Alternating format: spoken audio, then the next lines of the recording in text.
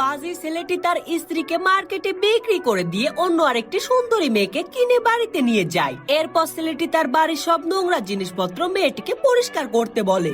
আর মেয়েটি ছেলেটির বাড়ির নোংরা জিনিসপত্র হাতে নিয়ে তার প্রচন্ড ঘৃণা লাগে, এজন্য সে নোংরা জিনিসপত্র ফেলে দিতে শুরু করে। আর মেয়েটি দেখতে পায় ছেলেটির বাড়ির গ্লাসগুলোর নিচে প্রচন্ড ময়লা জমেছে, এজন্য মেয়েটি বুদ্ধি করে গ্লাসের নিচের অংশ ভেঙে দেয়।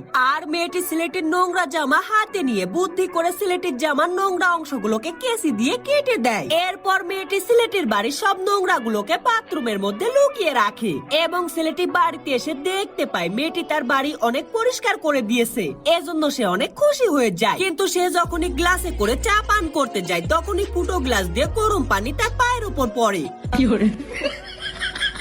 এরপর ছেলেটি বাথরুমে টয়লেট করার জন্য গেলেই বাথরুমে রাখা সব নোংরা গুলো ছেলেটির গায়ের ওপর পড়ে আর ছেলেটির জামা কাপড় নোংরা হয়ে যায়। আর তখন মেয়েটি